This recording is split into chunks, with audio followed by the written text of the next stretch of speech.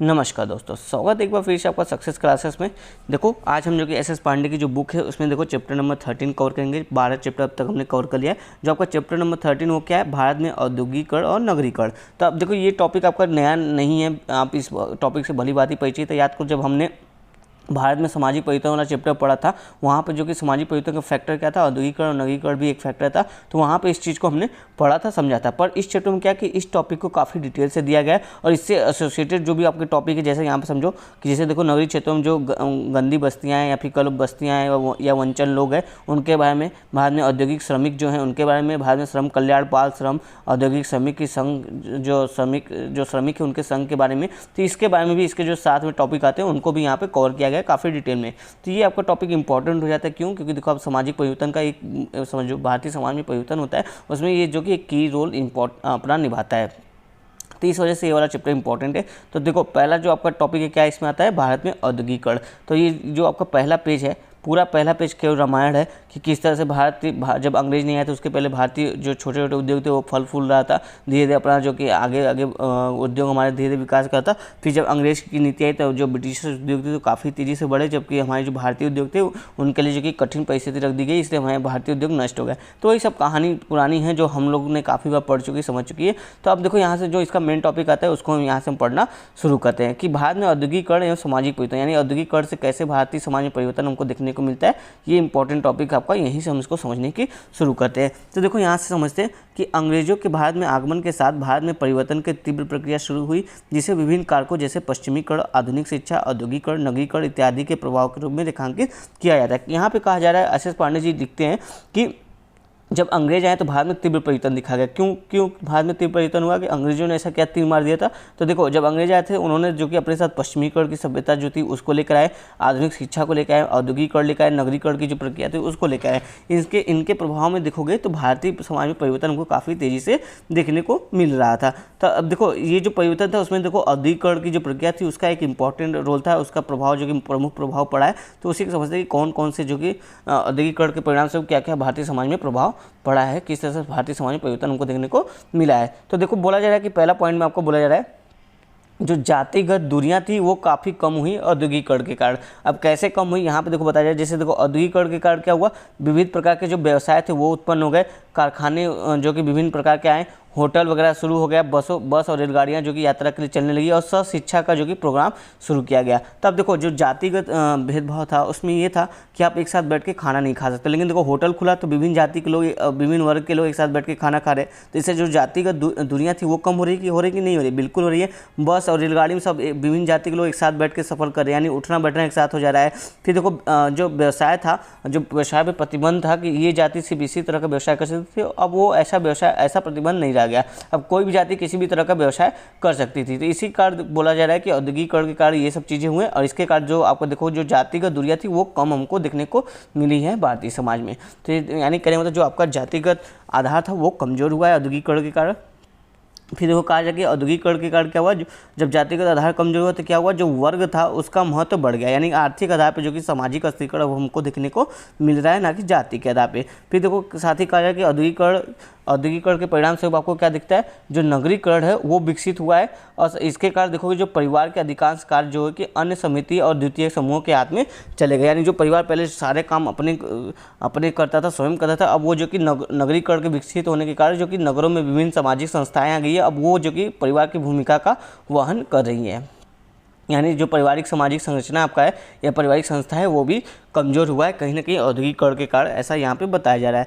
जैसे वो देखो बताया जा रहा है कि व्यक्ति के जो जीवन और समाज में परिवार संस्था का महत्व दिन प्रतिदिन कम होता जा रहा है आपका औद्योगिकरण के कारण। देखो साथ ही बोला जाए कि सामाजिकरण, सामाजिक नियंत्रण, परंपराओं इत्यादि के निर्वाह के संबंध में परिवार की भूमिका काफ़ी महत्वपूर्ण थी, परंतु औद्योगिकरण के कारण उत्तरोत्तर इसका दायित्व जो कि क्षेत्र समिति को जाता रहा। यानी देखो जो औद्योगिकरण आया, जो परिवार की एक भूमिका मुख्य रूप से थी कि जो व्यक्ति है उसका सामाजिकरण करना, सामाजिक नियंत्रण को व्यक्ति के ऊपर बनाए रखना और जो परंपराएं हैं उसको एक पीढ़ी से दूसरी पीढ़ी हस्तांतरित करना। तो अब ये चीज़ें जो कि परिवार ना करके जो सामाजिक संस्थाएं आपके समितियाँ हैं छोटे क्षेत्रीय स्तर पर, वो सभी जो कि समितियाँ नगरीकरण औद्योगिकरण के कारण अब वो लोग जो कि कर रही हैं। तो यानी परिवार की भूमिका में हमको कमी नज़र यहाँ पे देखने को मिल रही है औद्योगिकरण के कारण। ठीक है, फिर देखो यहाँ पे अगला टॉपिक आपसे कह रहा है कि भारतीय संयुक्त परिवार विकसित होकर केंद्रीय परिवारों में परिवर्तित हो रहा है, यानी औद्योगिकरण आया तो औद्योगिकरण के साथ साथ कौन आ गया, नगरीकरण भी आ गया। जहाँ पे औद्योगिकरण होगा वहाँ पे नगरीकरण जरूर होगा। तो नगरीकरण के कारण देखो जो संयुक्त परिवार था वो उसमें जो कि ह्रास देखने को मिला, और यहाँ पे जो कि एकल परिवार में वृद्धि हमको देखने को मिली। तो वही कह रहा है कि जो संयुक्त परिवार था उसमें विघटन हमको देखने को मिला है आपका औद्योगिकरण के कारण। फिर देखो नेक्स्ट टॉपिक यहाँ पे नेक्स्ट पॉइंट में कहा जाए कि जो आपका औद्योगिकरण है उसके कारण क्या हुआ, जो परंपरागत विवाह है उसका स्वरूप बदल गया। कैसे बदल गया, क्योंकि देखो औद्योगिकरण के कारण क्या है हमारे साथ, हमने क्या पाया, सहशिक्षा, एक साथ हमको सहशिक्षा देखने को मिली, एक साथ लोग काम करने लगे, धन तथा व्यक्तिगत योग्यता का महत्व बढ़ गया। इससे देखोगे भारतीय समाज में जो परंपरागत विवाह था उसका स्वरूप बदल गया। यानी अब लोग जरूरी नहीं कि एक ही जाति में अंतर जाति में विवाह करें, वो अंतरा जाति में भी विवाह कर रहे हैं, मतलब भिन्न भिन्न जाति में भी विवाह वगैरह कर रहे हैं। और लोग आज जो कि जाति को नहीं देख रहे, आज जो कि वर्ग के आधार पर जो कि विवाह वगैरह भी कर रहे हैं। फिर जैसे देखो यहाँ बोला जाए जो आपका जाति व्यवस्था में अनुलोम प्रतिलोम संबंधी जो नियम थे, कुलीन विवाह था, विधवा विवाह पर रोक था, बाल विवाह से संबंधित जो धारणाएं थी वो औद्योगिकरण ने समाप्त कर दिया है, वो समाप्त हो रही है। और कुछ हद तक कानूनों के संरक्षण में प्रेम विवाह, अंतर्जातीय विवाह और जो जैसे देर से विवाह यानी विलंब से विवाह करने की जो रीति है वो भी हमको देखने को मिल रही है। फिर देखो इस तरह से हमने देखा कि विवाह के संस्था पे और परिवार के संस्था पे किस तरह से औद्योगिकरण ने परिवर्तन किया है। फिर देखो साथ ही कहा जा रहा है आपका औद्योगिकरण ने भारत में जो स्त्रियां हैं उन स्त्रियों को जो अन्य लोगों की तरह शिक्षा और रोजगार के समान अवसर प्रदान किए हैं। फलस्वरूप जो स्त्रियां हैं उनका सामाजिक और आर्थिक क्षेत्रों में आत्मनिर्भर हुई है। यानी हमारी जो स्त्रियाँ हैं उनकी जो वो भी देखोगे आत्मनिर्भर हो गई है सामाजिक आर्थिक क्षेत्र में। अब वो उनका जो कि जैसे पितृसत्ता वाली जो धारणा है वो कमजोर हुई है, और स्त्रियां जो कि आत्मनिर्भर हुई हैं आपके किसके कारण, औद्योगिकरण के कारण। कैसे, जो स्त्रियों को जो कि देखो रोजगार में अवसर जो कि प्राप्त हुआ है इसके कारण से। अब देखो जो स्त्रियां थी वो परिवार के दायरे से बाहर आकर पुरुषों की हम कदम बनी, यानी पुरुषों के साथ जो कि मिलकर जो कि चल रही हैं। फलतः उनकी दशा में उन्नति और सकारात्मक सुधार संभव हमको देखने को मिला, यानी स्त्रियों की जो परिस्थिति है उसमें सुधार देखने को मिला है। फिर देखो कहा जाए कि जो आपका औद्योगिकरण की प्रक्रिया थी इससे देखोगे आप जो इसके फलस्वरूप देखोगे बड़े द्वितीयक समूह एवं नगरों की तीव्र गति से विकास हुआ है। मतलब जहाँ मैंने जैसे अभी बताया था आपको, जहाँ जहाँ औद्योगिकरण हो वहाँ नगरीकरण होता चला जाएगा। जैसे यहाँ पे देखो बताया जाए कि जब देखो औद्योगिकरण आया तो जो आपके द्वितीयक समूह थे यानी नगरों का तीव्र विकास हुआ। नगरों का तीव्र विकास हुआ तो वैसे से क्या हुआ, व्यक्तिगत संबंधों में ह्रास हुआ, यानी लोग नगरों की ओर प्रवासन होने लगे और लोग अपने काम में बिजी रहने लगे, अपने ही काम से मतलब रखने लगे। यानी जो सामूहिक संबंध था वो जैसे ग्रामीण परंपरागत समाज में पाया जाता था वैसा नहीं देखने को मिलता है आपको नगरों में। यानी व्यक्तिगत संबंध में जो लोगों के थे एक दूसरे से वो उसमें जो कि कमी देखने को मिली। इसीलिए देखो जो सामुदायिक जीवन थे उसमें ह्रास देखने को हमको मिली है। और आज हम की भावना का लोप होता जा रहा है, उसके स्थान पर मैं की भावना बलवती होती जा रही है। यानी इसने जो आपका औद्योगिकरण है उसने नगरीकरण को विकसित करते हुए जो सामुदायिक जीवन है परंपरागत समाज का उसमें जो कि कमी की है, और व्यक्तिगत जीवन पे जो आपका मैं की भावना है उसको जो कि बलवती की है। तो यहाँ पे ये भी परिवर्तन हमको देखने को मिल रहा है। साथ ही यहाँ पे देखो कहा जा रहा है कि औद्योगिकरण के कारण बताया जाए जो परंपराएं हैं वो सामाजिक जीवन से धीरे धीरे लुप्त हो रही हैं। जो औद्योगिकरण है उसके कारण देखो लोगों की विचारधाराएं बदल रही है, उनकी नई आवश्यकताएं, नई सामाजिक आर्थिक मूल्य उनके जीवन में जो कि ग्रहण कर रही है। तो इस वजह से देखोगे तो जो परंपराएं हैं वो कहीं ना कहीं धीरे धीरे पीछे छूटती जा रही हैं। तो ऐसी बातें यहाँ पे कहा जाए कि औद्योगिकरण के कारण ये सब परिवर्तन देखने को मिलते हैं। साथ ही देखो औद्योगिकरण के फलस्वरूप समाज में श्रम का विभाजन और विशिष्टीकरण हुआ और समाज कई वर्गों में विभाजित हो गया, जिसमें देखो मध्यम वर्ग का उदय भी औद्योगिकरण के कारण हमको देखने को मिलता है। तो यानी समाज जो कि वर्गीय जातिगत आधार पर अस्थिकरण होकर वर्गों के आधार पर अस्थिकरण हमको देखने को मिला है श्रम विभाजन और श्रम में विशिष्टीकरण के कारण। और ये किसके कारण आता है, ये आपका औद्योगिकरण के कारण आता है। तो ये भी हमने परिवर्तन देखा यहाँ पे औद्योगिकरण के कारण, ये सारे परिवर्तन आपको यहाँ पे देखने को मिल रहे हैं। अब देखो कहा जाए कि जो आज तीव्र गति से अपनी देखो ये जो परिवर्तन हो रहे हैं ना आज तीव्र गति से अपनी दिशा में गतिशील है। एक तरफ जहाँ सकारात्मक परिवर्तन के रूप में नजर आते हैं औद्योगिकरण, तो दूसरी तरफ नकारात्मक प्रभाव जैसे सामाजिक विघटन के रूप में हमको देखने को मिलता है। जैसे देखो आप औद्योगिकरण से क्या हुआ, शिक्षा का स्तर बढ़ गया है, राइट, शिक्षा का स्तर बढ़ गया तो यानी जो स्त्रियों की स्थिति उसमें सुधार हो गया है। तो स्त्रियाँ जागरूक हो गई हैं, स्त्रियाँ जागरूक हो गई तो इससे देखो क्या हो गया, उनको अपने हक के लिए लड़ना आ गया है, अपने समानता के अधिकार के लिए जागरूक होना आ गया, समझ में आ गया। तब वो जो तलाक की दर, एक तरह से परिवार विघटन की बात करिए, तलाक की दर है उसमें वृद्धि हमको देखने को मिल रही है। और साथ ही जो संयुक्त परिवार है अब वो जो एकल परिवार में बदलता जा रहा है औद्योगिकरण के कारण।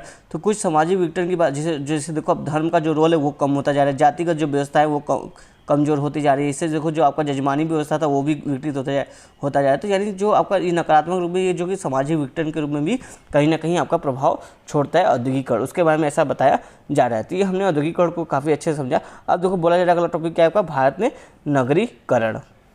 तो देखो यहाँ पे कहा जा रहा है जो नगरीकरण है वो बताया जाए कि नगरीकरण क्या है, उसको डिफाइन करने की कोशिश की जा रही है।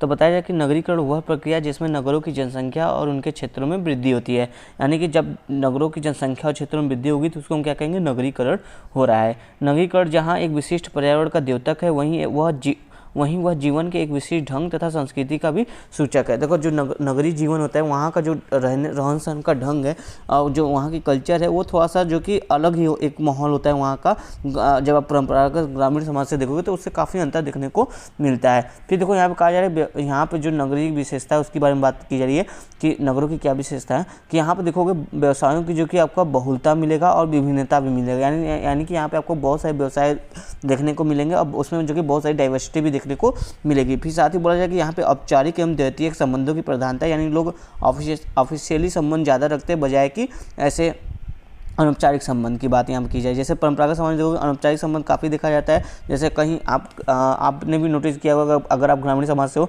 कहीं आप बिस्कुट टॉफ़ी वाले दुकान या किसी चाय वाले दुकान से पर गए तो वहाँ पर अगर चाय वाय लेने जाते हो, चाय पीने या फिर ऐसे बिस्कुट वगैरह कुछ नमकीन लेने जाते हो तो वहाँ पे अक्सर दुकानदार आपसे पूछते हैं और भैया कैसे हैं, ठीक ठाक है, आपके घर पे हालचाल सब बढ़िया, आपके ताऊ जी बीमार थे ठीक हो गए। तो ये क्या एक तरह से अनौपचारिक संबंध बन रहा है, वो आपसे हालचाल, जबकि इसकी ज़रूरत नहीं है, उसका काम केवल बेचना, आपका काम खरीदना, लेकिन आप भी बोलते हो हाँ सर ठीक ठाक है और ये जो भी आप इशू होता है आप अपना उसमें बातचीत करते हो। तो एक तरह से क्या हो रहा है आपका ये अनौपचारिक संबंध बनता जाए। लेकिन जबकि आप देखोगे शहरों में ऐसा कुछ देखने को नहीं मिलता है, बहुत ही कम ऐसी चीज़ें देखने को मिलती है। शहर में लोग अपने काम से काम मतलब रखते हैं। तो यानी वहाँ पे जो संबंध होता है वो औपचारिक होता है और द्वितीयक संबंधों की प्रधानता होती है। साथ ही देखो शहरों में आपको भोगवाद की जो मतलब भोगवाद यानी उपभोक्तावादी प्रवृत्ति देखने को मिलेगी। भौतिकवाद, कृत्रिमता, जटिलता, व्यस्तता, गतिशीलता और नगरीय जीवन की जो कि ये देखो मौलिक विशेषताएं हैं। ये जो हमने ऊपर से व्यवसाय से लेकर यहाँ तक देखा ये सभी क्या है नगरीय जीवन के मौलिक विशेषताएं हमने यहाँ पे देख लिया कि क्या क्या है आपका। जटिलता नगरों में देखने को मिलती है, कृत्रिमता, भौतिकवाद, उपभोगवाद, व्यस्तता, गतिशीलता नगरों में हमको ज़्यादा देखने को मिलती है। तो ये सब नगरीय समाज की विशेषताएं हैं। अब देखो समाजशास्त्रीय अर्थ में जो नगरीकरण उसको बताया जा रहा है। समाजशास्त्री में अगर देखोगे नगरीकरण क्या है, नगरीकरण को गैर कृषि व्यवसायों के चारों ओर आर्थिक गतिविधियां केंद्रित होती है। यानी अगर समाजशास्त्र के अर्थ में देखोगे नगरीकरण तो नगरीकरण दरअसल जो भी गैर कृषि व्यवसाय है और उसके चारों तरफ जो भी आर्थिक गतिविधियां होती है उन्हीं का केंद्रित रूप है आपका नगरीकरण, ऐसा यहाँ पे बताया जा रहा है। फिर देखो साथ ही यहाँ बताया जाए कि शहर विविध आर्थिक अवसरों के केंद्र रहे हैं, अतः वे ग्रामीण क्षेत्रों के लोगों को आकर्षित करते रहे। यानी जो गाँव से लोग शहरों में जाते हैं क्यों जाते हैं, क्योंकि जो शहर है वो विभिन्न आर्थिक अवसर के केंद्र रहे हैं। यहाँ पे लोग आके अपना इनकम करते हैं, कमाते हैं तथा यहाँ पे जो कि सेटल होने का प्रबंधन करते हैं और अपने घर पे भी जो कि कुछ पैसे वगैरह वो भेजते रहते हैं। तो इस वजह से देखो जो आपके ग्रामीण लोग हैं वो शहरों में जाने के लिए उत्सुक होते हैं और शहर उनको जो कि आकर्षित करते रहते हैं। देखो साथ ही कहा जाए ग्रामीण क्षेत्रों में व्याप्त गरीबी, कृषि अर्थव्यवस्था का पिछड़ापन, कुटीर व लघु उद्योगों का समाप्त होना आदि भी ग्रामीणों को शहरी क्षेत्रों में जाने के लिए बाध्य करते हैं। मतलब ये सब चीज़ें भी कारक है जिसके कारण जो ग्रामीण है वो बाध्य हो जाते हैं शहरी क्षेत्रों में जाने के लिए। ठीक है। अब यहाँ पे देखो आपका बोला जा रहा है यहाँ पे भारत में नगरीकरण एक सतत ऐतिहासिक प्रक्रिया का परिणाम रहा है। ऐसा नहीं कि नगरीकरण जो कि अब की बात है, ये देखो लगातार चल रहा है भारत में नगरीकरण की प्रक्रिया और ऐतिहासिक रूप से चल रहा है। जैसे देखो यहाँ पे बताया जा रहा है कि 2 शहर के बारे में बात की जा रही है जो आपकी सिंधु घाटी की सभ्यता के शहर है, जैसे हड़प्पा, मोहनजोदड़ो। ये देखो नगरीय विकास के चरमोत्कर्ष को अभिव्यक्त करते हैं, यानी कि नगरीय विकास का एकदम उच्चतम स्तर को ये जो कि प्रदर्शित करते हैं। यानी ये बताया जा रहा है कि जो भारत में नगरीकरण है वो काफ़ी पहले से दिखा जा रहा है, लगभग 2000-2500 वर्ष पहले से। जैसे देखो उदाहरण के तौर पर हड़प्पा, मोहनजोदड़ो के जो नगर थे उनसे हमको ये प्रमाण देखने को मिलता है। फिर साथ ही बोला जा रहा है यहाँ पे यह प्रक्रिया जो नगरीकरण की प्रक्रिया वैदिक काल से लेकर आधुनिक काल तक धीमी गति से निरंतर चलती रही। ब्रिटिश शासन काल में लेकिन जब देखो अंग्रेज आए तो ये गति जो कि नगरीकरण की प्रक्रिया तेज हो गई। कैसे देखो इन्होंने जो कि कलकत्ता, बम्बई और मद्रास जैसे 3 महानगरीय बंदरगाहों की स्थापना की। यानी यहाँ पे जो कि बड़े बड़े बंदरगाह का निर्माण किया, रेलवे तथा उद्योगों की स्थापना की, तमाम हिल स्टेशनों का जो कि निर्माण वगैरह किया, चाय बागान, सिविल लाइन्स तथा कैंटोनमेंट आदि की स्थापना ने भारत को नगरीकरण की जो प्रक्रिया थी उसको एक नई दिशा दे दी। तो यानी अंग्रेजों के प्रयास ने थोड़ा सा अंग्रेजों के जो प्रयास थे उसके कारण या पश्चिमीकरण की जो सभ्यता थी, औद्योगिकरण की सभ्यता थी, उससे देखोगे तो भारत में नगरीकरण काफ़ी तीव्र हुआ है। फिर देखो साथ ही बोला है कि एक नए शहरी अभिजात वर्ग का भी उदय हुआ है, यानी जो नगरीकरण हुआ है इसके परिणाम स्वरूप एक शहरी अभिजात वर्ग का उदय भी हमको देखने को मिला है, जिसकी वेशभूषा, खान पान, आदतें व सामाजिक व्यवहार सभी देखोगे पाश्चात्य मूल्यों एवं प्रवृत्तियों को ही प्रतिबिंबित करते हैं। यानी जो पाश्चात्य मूल्य उन्हीं को ये पूरा धारण करते हैं और उसी के आधार पर रहना सहना, खान पीना, आदतें और सामाजिक व्यवहार इनका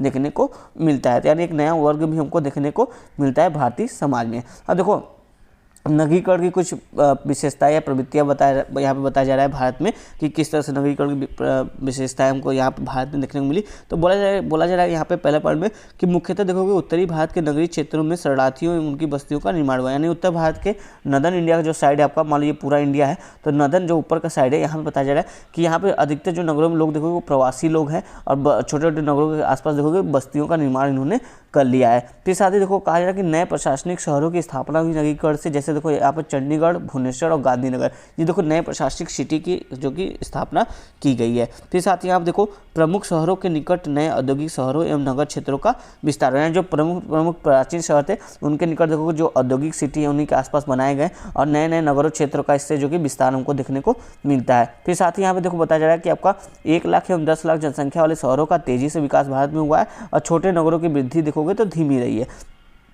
फिर साथ ही आप बोला जाए कि आपका जो गंदी बस्तियां एवं ग्रामीण शहरी उपांतों की संख्या में व्यापक वृद्धि हुई है। यानी जो आपका गंदी बस्तियां हैं, जैसे आप देखोगे शहरों के किनारे जो कि बस्तियां छोटे छोटे झुग्गी झोपड़ियाँ होती हैं तो उनकी संख्या में भी वृद्धि काफ़ी देखने को मिली है। फिर साथ ही देखो बोला जाए कि आपका नगर योजना का सूत्रपात एवं नागरिक सुख सुविधाओं में सुधार का भी प्रयास किया गया है। तो ये सब चीज़ें भारतीय समाज में नगरीकरण के उपरांत देखने को मिलेगा। साथ ही आप यहाँ पे वो जो आपका स्मार्ट सिटी वाला कॉन्सेप्ट है उसको भी ऐड कर सकते हो, ये भी आपका नगरीकरण के अनुसार देखा जा रहा है कि 100 स्मार्ट सिटी हमको बनाने का जो हम प्रयत्न कर रहे हैं वो भी इसी के श्रेणी में आप ऐड कर सकते हो करंट को लिंक करते हुए। फिर देखो यहाँ पे बोला जाए कि भारत में नगरीकरण से किस तरह के सामाजिक परिवर्तन हुए उसकी बात यहाँ पे कर रहे हैं। तो चलो देखते हैं कि कैसे भारतीय समाज में परिवर्तन होता है नगरीकरण के कारण। तो देखो जो भारत में समाजशास्त्री वो 2 वर्गों में बढ़ गए।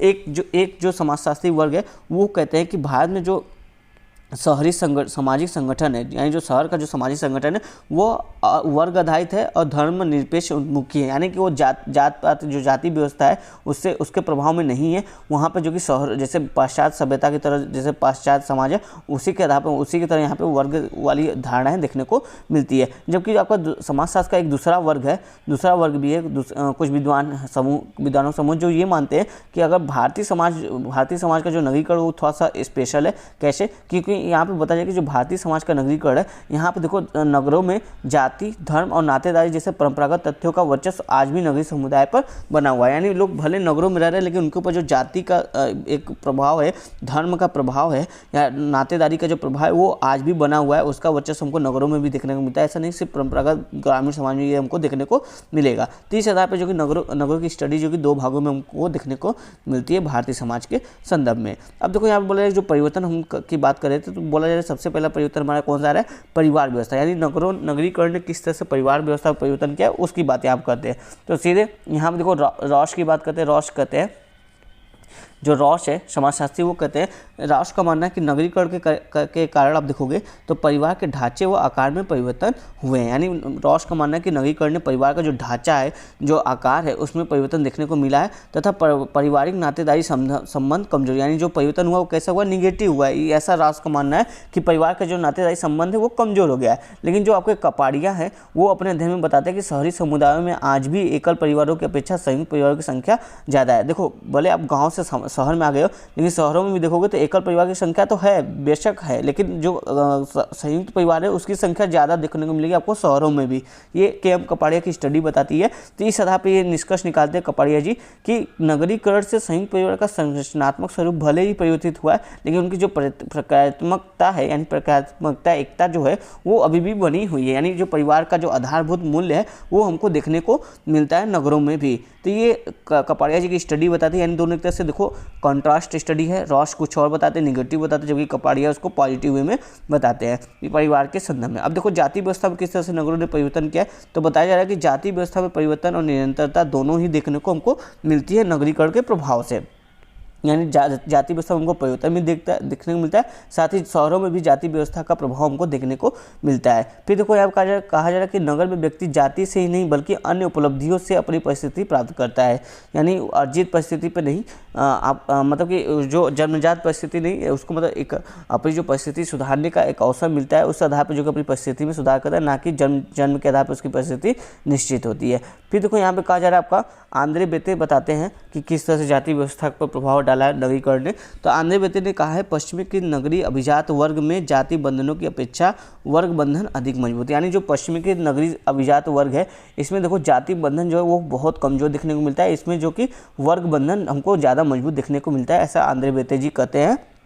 यानी यहाँ पे जाति व्यवस्था कमजोर को बता रहे कि जाति व्यवस्था नगरों में कमजोर हुई है, ऐसा आंद्रे बेते जी बताते हैं। फिर देखो आगे कहा जा रहा है आपका कि शहरी लोग जाति प्रतिमानों का कठोरता से पालन नहीं करते हैं, जैसे सहभोग संबंधों, विवाह संबंधों, सामाजिक संबंधों, यहाँ तक कि व्यावसायिक संबंधों में भी परिवर्तन हमको देखने को मिला है। ठीक है, तो शहरों में इन सभी संबंधों में हमको परिवर्तन देखने को मिला है। इस आधार पर कह सकते हैं कि जो जाति व्यवस्था उसमें परिवर्तन शहरों में हमको देखने को मिला है, नगरों में देखने को मिला है। और देखो अंतर जाति विवाह की संख्या में भी परिवर्तन हमको देखने को मिला है। साथ ही कहा जा रहा है कि यानी जो एक जाति का अन्य जाति से शादी करना, मतलब सेम जाति में नहीं अन्य जाति में शादी करना, इसकी संख्या में वृद्धि नगरों में हमको देखने को मिली। इससे भी देखो जाति व्यवस्था जो कि कमजोर हुई है, इसके प्रभाव में बोला जा रहा है कि इस प्रकार आप देखोगे तो शहरों में जो जाति एकता है वो इतनी मजबूत नहीं है जितनी कि ग्रामों में। एक लाइन में अगर बोले, ये पूरा जो कॉन्सेप्ट है जीएस घुरिया के हम कपड़े अपनी स्टडी में बताते हैं कि शहरों की जो जाति व्यवस्था है वो उतनी मतलब है, यहाँ पर भी है, ऐसा नहीं कि एकदम खत्म हो गया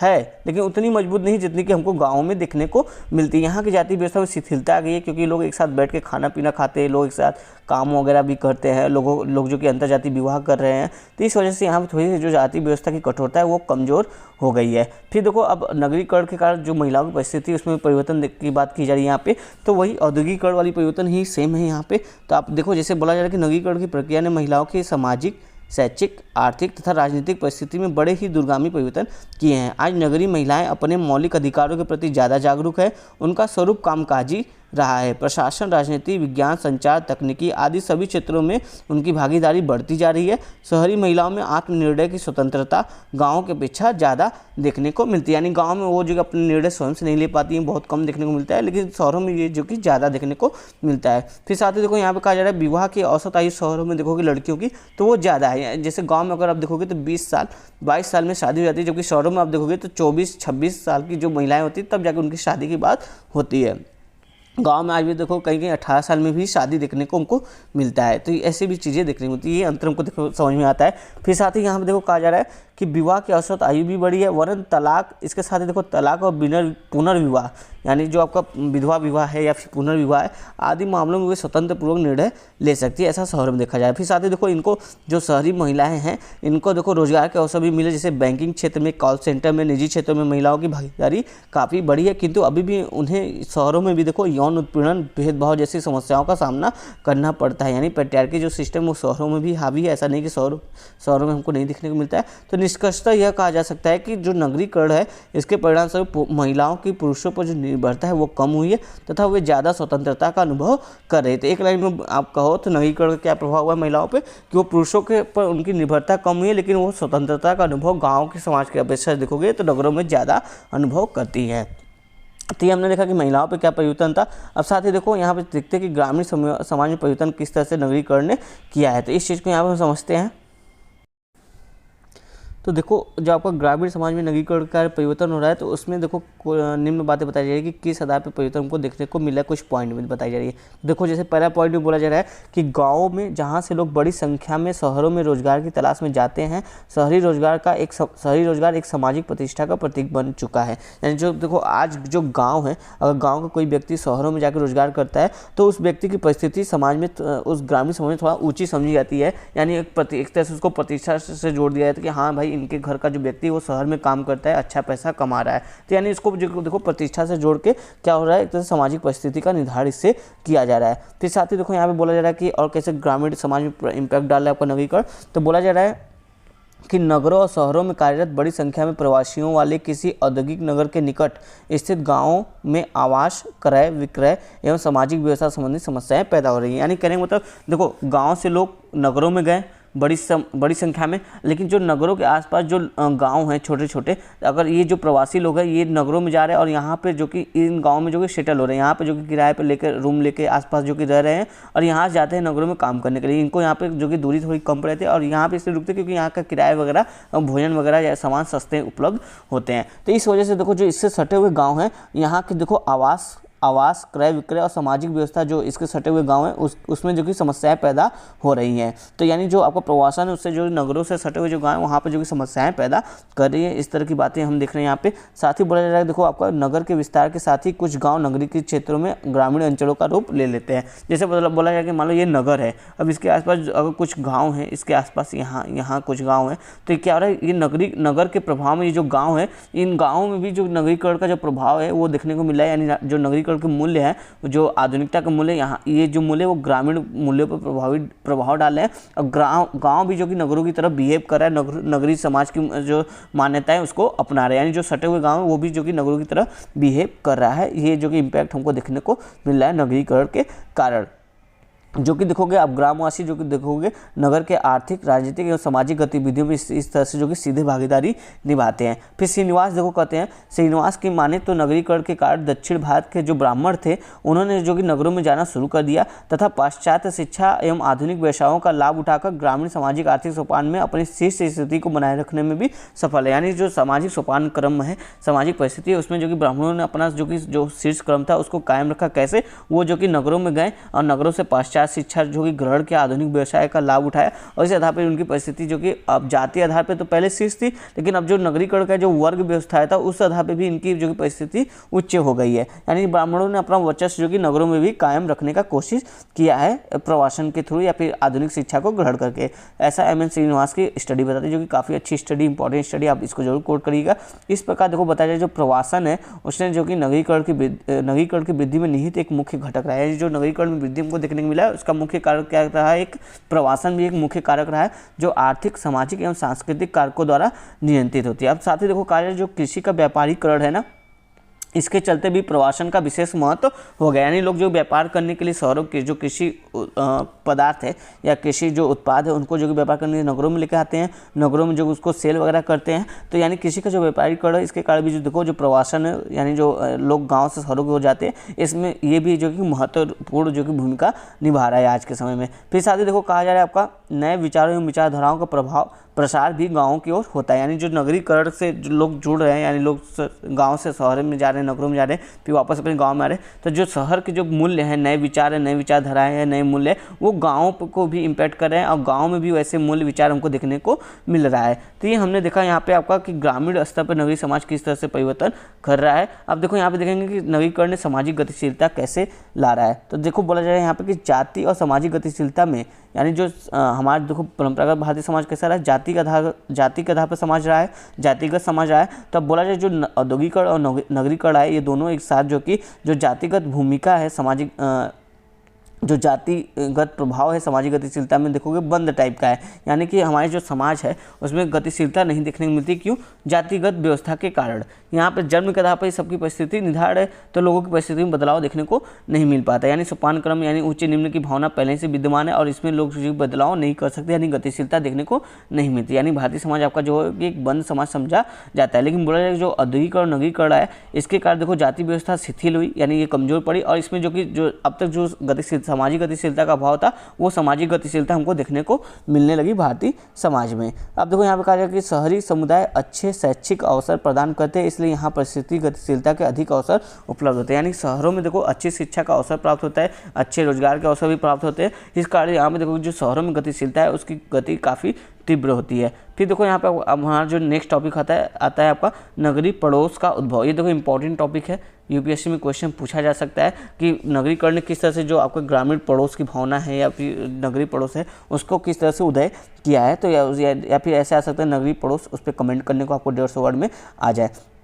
तो देखो ये इंपॉर्टेंट टॉपिक है, इसको समझिए अच्छे से, थोड़ा सा डिटेल में। तो बोला जाए कि जो नगरीकरण के ने पड़ोसी संबंधों को इस प्रकार प्रभावित किया है कि पड़ोसी एक दूसरे से सामान्यतः अजनबी बने रहते हैं। यानी कहा जाए जो नगरों में पड़ोसी हैं वो एक दूसरे को उतना जानते वानते नहीं है, एक ही बिल्डिंग में रहेंगे, विभिन्न फ्लैट में, तो लेकिन फिर भी वो जो कि ऊपर वाले फ्लैट में रहने वाला व्यक्ति अपने नीचे वाले फ्लैट में रहने वाले व्यक्ति से अनजान रहता है, उसके उतना बातचीत वगैरह नहीं करता है, उनके बारे में जानकारी नहीं रखता है। यानी जो नगरों में पड़ोस की भावनाएं हैं वो उतनी प्रबल नहीं है जितनी गाँव में हमको देखने को मिलती है। फिर देखो यहाँ पे एम.एस. गोरे और सुभाष चंद्र का जो अध्ययन है पड़ोसी संबंधों के आधार पे, तो वो अपने अध्ययन में बताते हैं कि जो नगरीय क्षेत्र में पड़ोसी हैं उनके बीच अंतरक्रिया में यानी आपस में बातचीत करने के लिए उच्च स्तरीय का औपचारिकता देखने को मिलता है। यानी वो जो लोग जो कि फिजूल बातचीत नहीं करते, काम से काम ही बातचीत करते हैं, ऑफिशियल जो काम बात वगैरह होता है वो करते हैं, या फिर कोई एसेंशियल काम है तो बातचीत करते हैं, वैसे जो कि फिजूल बात वगैरह नहीं करते, फिजूल संबंध वगैरह उनको देखने को नहीं मिलता है। ऐसा एम.एस. गोरे और सुभाष चंद्र अपने जो उत्तर प्रदेश कानपुर शहर की स्टडी किए थे उस आधार पे ये जो कि बताते हैं। फिर देखो हरीश दोषी जी है, वो जो देखो अहमदाबाद में नगरीय पड़ोसियों का अध्ययन करते हैं, तो बताते हैं कि यहाँ पे जो परंपरागत पड़ोस दृढ़ता के साथ साथ परिवर्तित वातावरण के साथ अनुकूलन की प्रक्रिया को प्रदर्शित करते हैं। यानी यहाँ पे देखोगे जो पड़ोस संबंध है अहमदाबाद सिटी में ये जो स्टडी करते बताते हैं कि यहाँ पे पड़ोस संबंध जो कि परंपरागत संबंध भी देखने को मिलता है, साथ ही जो आधुनिक परिवर्तन हुआ उस आधार पर भी संबंध यानी कि औपचारिक और अनौपचारिक दोनों संबंध देखने को मिलता है, लेकिन औपचारिक संबंध ज़्यादा है, अनौपचारिक संबंध थोड़ा सा कमजोर है। ऐसा जो कि हरीश दोषी जी जो कि बताते हैं अपने स्टडी में। फिर देखो यहाँ पे कहा जा रहा है कि मान लो ये पूरी एक बिल्डिंग है, यहाँ पे विभिन्न फ्लैट है, कई अपार्टमेंट है, इसमें देखो ये आपका एक फ्लैट 1, 2, 3 ऐसे कई सारे फ्लैट है।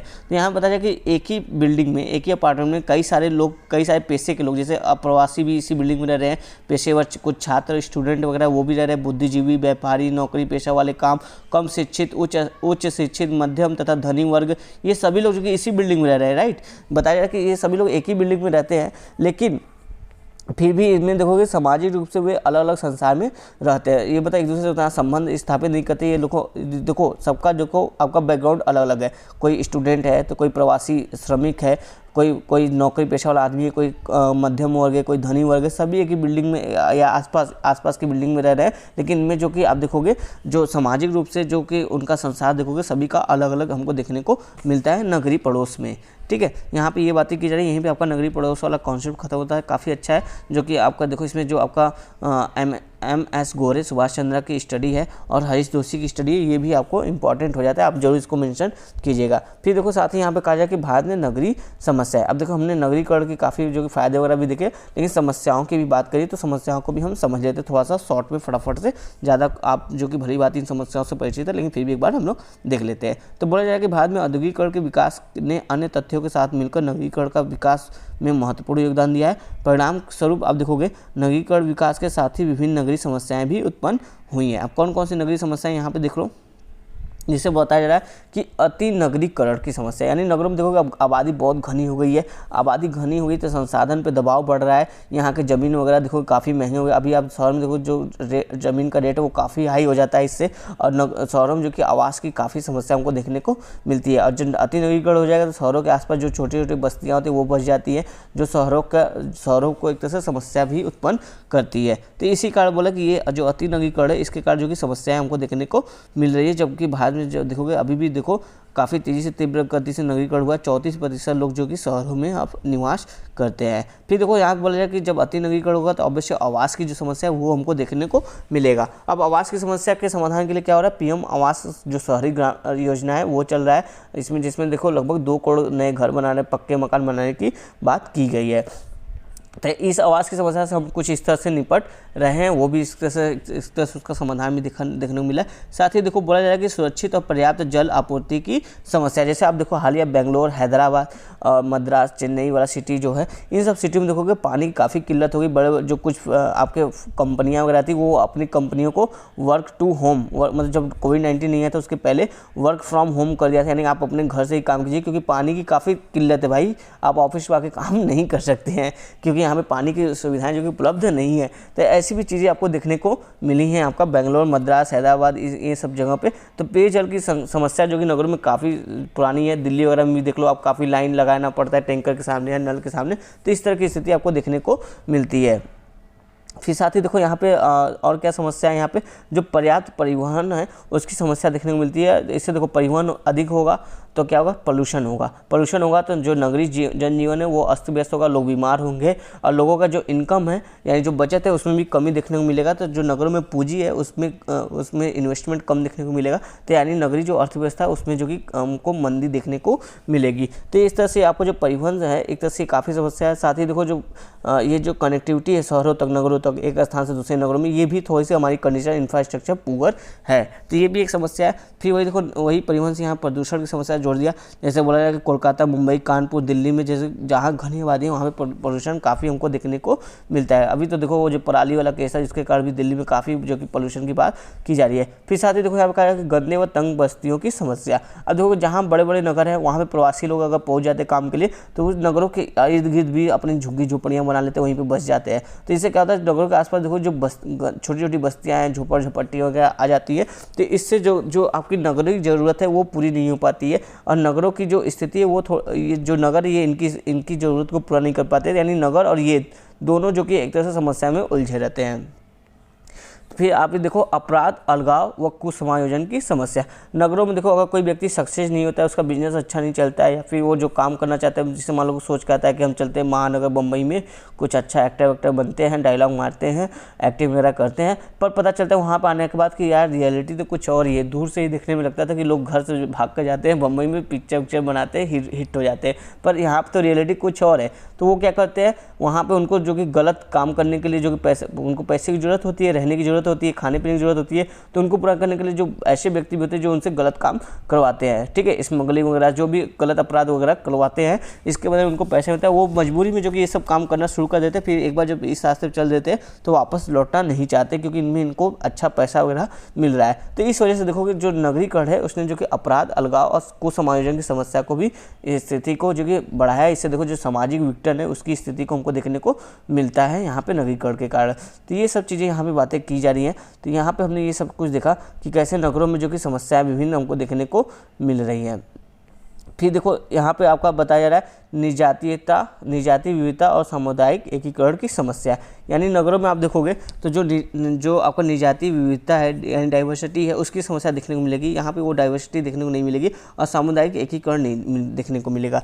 क्यों? क्योंकि लोगों में जो कि हम की भावना भी हमने पढ़ा था औद्योगिकरण में, हम की भावना अब नहीं है। अब लोगों के अंदर जो कि मैं की भावना आ गई, इसलिए सामुदायिक एकीकरण नहीं देखा जाता है। यहाँ आप जैसे देख लो, फिर भी बताया जा रहा है आपका के एस नयर ने अपने अध्ययनों में यह पाया कि प्रवासियों ने स्थानीय सदस्यों की जीवन शैली को नहीं अपनाया। यानी जो प्रवासी थे, जो नगरों के स्थानीय लोग थे, उनकी जीवन शैली को नहीं अपनाया, बल्कि इसके विपरीत अपने पृथक निवास स्थानों, अपने निजी समुदाय, संस्थाओं और संघों की स्थापना कर लिया। बल्कि यहाँ जो नगरों की जीवन शैली उसको न अपनाते हुए अपनी जो संस्कृति, मतलब अपनी जो जीवन शैली थी उसको यहाँ पे स्थापित कर लिया है। इसी प्रकार की एकीकरण की प्रक्रिया हम बंगालियों, पंजाबियों, केरलवासियों, तमिलों, महाराष्ट्रियों, कश्मीरियों में भी देख सकते हैं, जो अपने मूल नगरों से दूसरे राज्यों में के नगरों में जाकर बस जाते हैं। अब देखो इससे क्या होगा, जब देखो विभिन्न वर्ग के लोग, मतलब विभिन्न स्टेट के लोग आएंगे, कि मान लो बॉम्बे एक जगह है, महाराष्ट्र एक जगह है, यहाँ पे विभिन्न स्टेट से लोग आए, बंगाली आए, यूपी के लोग आए, बिहारी आए, कश्मीरियत आए,